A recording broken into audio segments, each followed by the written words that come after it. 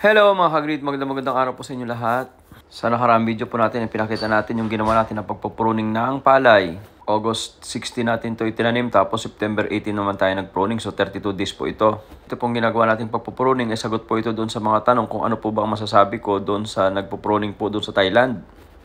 At sa mga nagtatanong po sa atin kung ano po yung reaksyon natin, ang sinasabi ko nga po, pwedeng ang rason kaya po ginagawa yan ay para po maging mas matibay o mas maging sturdy yung palay. Hindi po yung height ng palay at the same time, hindi po maging tumbahin kapag nahanginan o nabaha. At sa video nga po na ginawa natin, meron po tayong isang follower na nag-comment, which is very legit po yung kanyang comment, na kung yung dahon ay nampasampas ng malakas na hangin ay nagkakasakit nga po at naninilaw at nagkakaroon ng mga bacterial infection, eh how much more yung mismong dahon ay pinutol po ng blade ng grass cutter.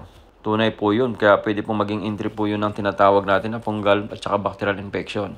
Pero ang totoo po niyan, before ko pong grass cut yung mga palay, ay in-sterilize po muna natin yung blade ng grass cutter. In-sterilize po natin ito ng Sunrox para yung tatamaan po na dahon ng palay ay hindi po ma-infect. Isa pa pong paraan ay pwede pong ispray ng fungicide after po na maputol. Hindi na po natin ginawa yon, so hindi naman po na-infect dahil nga po na-sterilize po yung blade. Ang objective nga po ng ating demo trial na ganito ay para malaman po natin mismo kung meron ba talagang significance yung nakikita natin sa mga video na pagpuputol ng palay.